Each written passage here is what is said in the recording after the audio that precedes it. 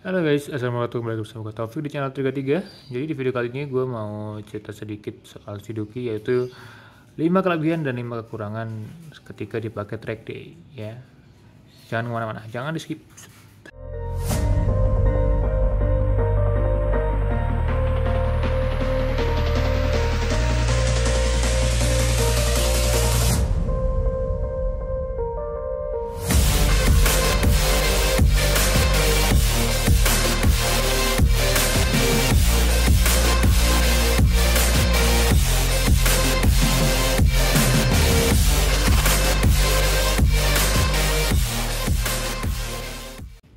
Oke, jadi kalau kalian lihat di channel gue kan minggu lalu gue ngepost lap time tuh. Nah, itu sebenarnya gue ada mes karena gue cuma 3 sesi gue bisa improve lap time gesek, yang dimana gue bisa secepat gesek bisa secepat itu gue udah pakai ya kurang lebih 3-4 tahun. Nah, ini cuma pakai 3 sesi langsung lebih kencang daripada gesek. Sudah suara anak kecil ya. Nah, itu gue udah amazed banget karena gue 3 sesi aja udah bisa langsung klop gitu ya. Nah, karena itu ya nanti bakal gue sebutin ada 5 kelebihannya, tapi ada juga 5 kekurangannya yang gue sebutin juga. Nah, langsung aja.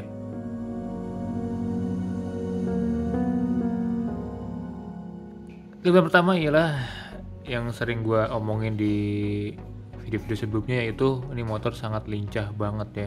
Gue tuh switching kiri kanan tuh ini sama GSX itu cepetnya mirip-mirip, malah gue ngefeel-nya lebih ngefeel ini gitu karena mungkin stangnya lebih tinggi ya, jadi switchingnya tuh lebih enak gitu, tangannya lebih nggak ada yang nyangkut gitu. Kalau stangnya pendek kan ya karena gue belum jago ya, jadi kalau nunduk tuh susah gitu. Nah, ini kayak gampang banget dan cepet, maksudnya harusnya kan dari bobot ini lebih berat gitu ya, walaupun lebih berat dikit tapi harusnya lebih susah kan. Nah, ini enggak cuy, ini sangat cepet.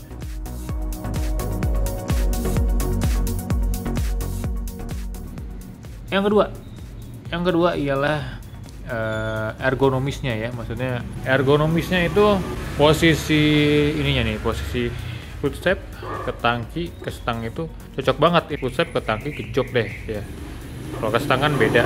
Nah, ini tuh footstepnya ini tuh udah tinggi gitu loh, maksudnya kalau di gesek tuh GSX kan istilahnya gue perlu ganti footstep tuh buat ngecocokin sama kaki gue gitu ya. Nah, kalau di sini enggak cuy, udah pas gitu. Jadi kalau gue ngejek footstep ya, maaf karena pendek ya, ini ngejek footstep nih, itu udah ke tangki gitu ya. Mau ngenahan di tangki tuh udah pas banget, gue cuman perlu jinjit dikit. Nah, ini sama juga kayak di gesek pakai Bonamici gitu, ini udah enak banget, makanya mungkin langsung dapet feel-nya gitu ya. Jadi yang kedua kelebihannya itu ergonomisnya cocok banget sama gue.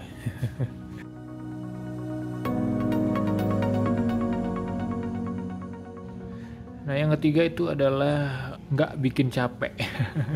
Nah, makanya kalau kalian lihat video gue sebelumnya itu gue bisa full time nge-push sampai 15 lap, itu amazing banget. Gue sebelumnya kalau pakai GSX itu kalau lihat time attack video gue pakai GSX itu paling 5 lap, soalnya lap 6 tuh udah error otak gue gitu, jadi udah capek, jadi kayak ngegasnya nggak bener. Terus lap 7 juga udah meler, lap 8 udah mau ngedrop gitu istilahnya, nyampe pit pun mau jatuh kalau pakai GSX ya. Kalau oh, ini gue 15 lap aja tuh nyampe pit stop gue masih hahihi gitu loh, masih.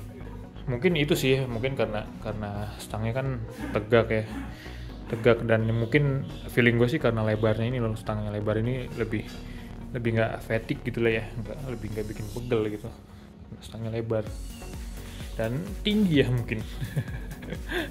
Jadi gue nggak capek. Nah, itu gue seneng banget istilahnya. Jadi kayak buat pulang dari, kan gue rolling ya ke sana, nggak pakai towing, jadi buat pulang pun gue masih ada tenaga gitu walaupun macet jalan ke rumahnya.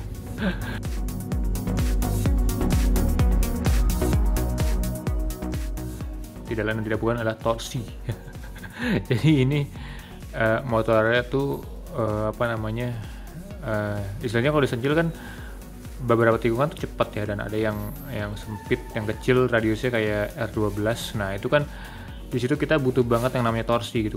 Soalnya kalau motor nggak torsinya, ketika kita miring terus kita gas, torsinya nggak ada, dia bakal ketarik gravitasi, kita bakal jatuh ke bawah gitu. Tapi ke bawah itu bukan low set begitu ya, tapi kayak ketarik gravitasi aja, karena ketika kita mau jalan torsinya nggak ada gitu. Jadi makanya kalau pakai gesek tuh sulit banget di R12 buat kencengnya gitu, dan buat miringnya ya. Cuman ya karena gue nggak jago ya sekali lagi.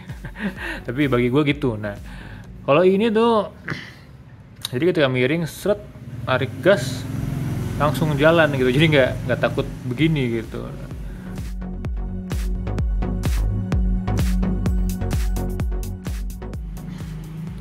Yang kelima, nah yang kelima ini ada subjektif untuk motor ini ya. Ini tuh ngeremnya pol banget ya. Tapi ini sekali lagi nih motornya remnya tuh udah nggak standar. Ini udah pakai master rem radial dari Nissin, ini yang 16 kalau nggak salah ukurannya. Terus disc brake-nya udah floating. Nah ini bawaannya tuh nggak floating, bawaannya tuh fix dan fix. Nah itu ada error. Tapi kalau fair-fairannya juga GSX sebenarnya nggak standar-standar amat, soalnya udah ganti radial juga sama udah ganti selang rem braided ya. Cuman ini ini gue makanya lebih dihabis karena apa? Karena satu, beratnya lebih berat motornya, terus dua, gue bisa full push 15 lap gitu. Nah GSX itu nggak pernah gue sampai 15 lap, juga nggak tahu 15 lap itu bakal nge-fading apa enggak gitu ya. Nah ini tuh nggak ada nge-fading-fadingnya, remnya tetap segitu-segitu aja gitu. Dan yang gue paling ngemes itu braking point-nya sama GSX sama persis. Jadi padahal motornya nih lebih gede, lebih kenceng, lebih berat, tapi ngeremnya barengan gitu sama GSX. Padahal GSX jauh lebih enteng motornya.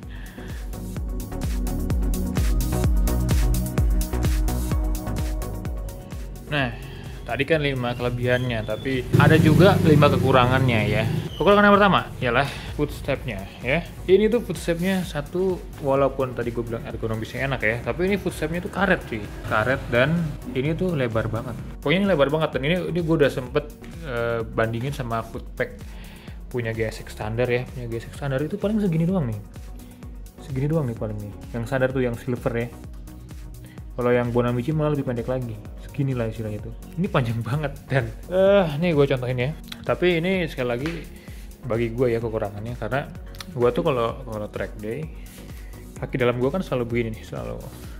Mungkin kalau kalian begini ya, kalau gue tuh begini. Jadi gue tuh jinjit di lumayan rada ujung, tapi nggak ujung-ujung banget ya. Jadi seginilah nih, gue jinjit begini. Nah, gue jinjit begini. Nah ini tuh ininya ngegas ke aspal. Nah ini masih ada bekasnya tuh, lihat. Nah tapi anggap deh lo nggak kayak gini ya, nggak kayak gini. Ada juga yang kayak gini nih, ada yang di dalam gini ya. Tapi kalau dalam sini, karena ini karet ini licin cuy. Tuh, ini aja bisa begini nih. Oh. Nah terus ininya plastik nih. Ini pun bisa ngebending tuh, pakai tangan aja bisa begini tuh. Ya. Anggap nih misal lo riding style di sini gitu. Terus lo ke pinggir gini ya, gitu ya tuh ya, kalau lihat ini. Jadi nggak di samping gini kayak gue, tapi begini. Nah, misalnya mau numpu di sini nih, pasti kena sih, maksudnya pasti kena kupingannya ini. Nah kupingannya ini nggak kuat cuy, tuh ya.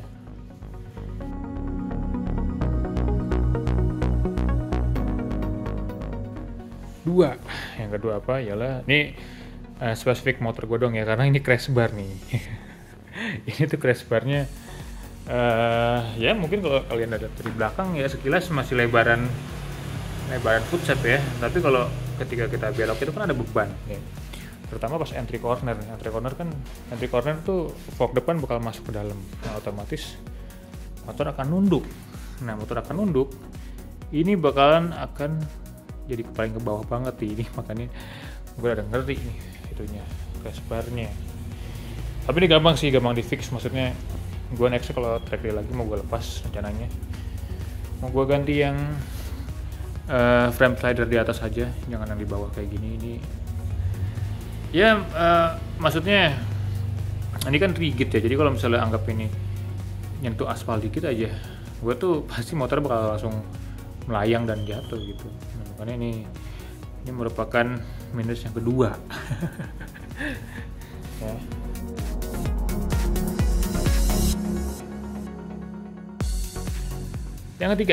Yang ketiga ialah feeling ban depan yang kurang.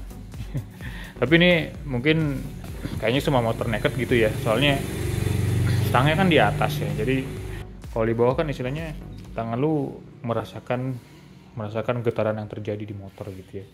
Kalau di bawah sini gitu, soalnya lu nahan jadi kerasa. Nah kan karena ini kan di atas ya, jadi begitu gua rem itu gua nggak terlalu ngebeban di tangan sini, makanya mungkin tadi nggak capek ya.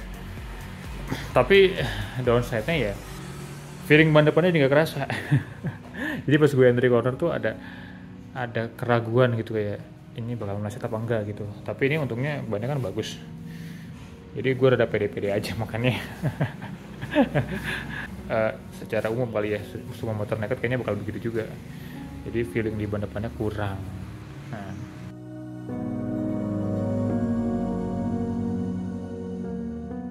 lanjut yang keempat. Nah yang keempat itu kekurangannya ialah shock breaker belakangnya.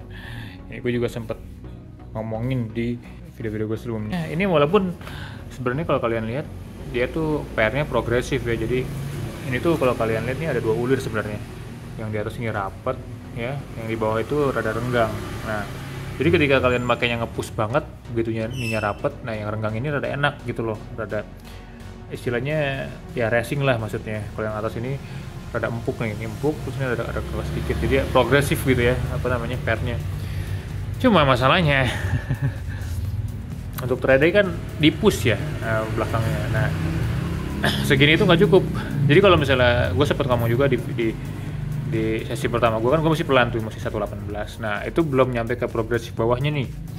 Nah itu doeng-doeng karena empuk banget shocknya ya, karena masih pakai yang ulir yang atasnya ini. Nah begitu gue nge-push dikit, enak nih, begitu udah lewat progresif yang di atas nih yang empuknya, jadi udah istilahnya udah yang bawah nih yang keras ya, itu enak gitu pas belok.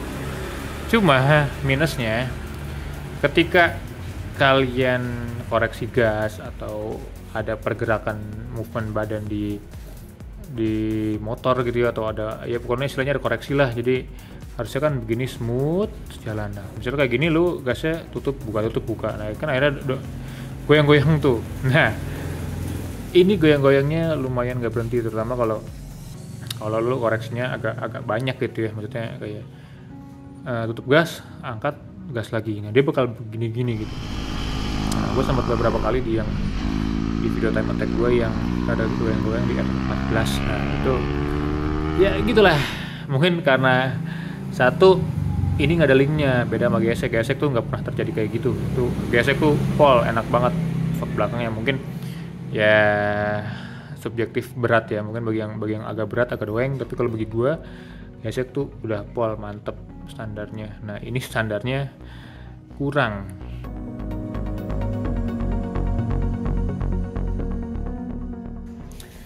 Nah yang terakhir sebenarnya masalahnya bukan kekurangan ya, tapi lebih ke guanya mungkin nggak jago. Nah yang terakhir itu feeling di ban belakangnya kurang juga, jadi kan ban depannya kurang, ban belakangnya kurang. Tapi ini sekali lagi kebantu karena bannya bagus mungkin ya, jadi laptop gue kenceng. Nah kenapa kurang? Satu, joknya ini empuk banget. Ini joknya empuk cuy, jadi kalau duduk itu empuk. Jadi kalau ban belakangnya kenapa-napa itu rada kurang kerasa.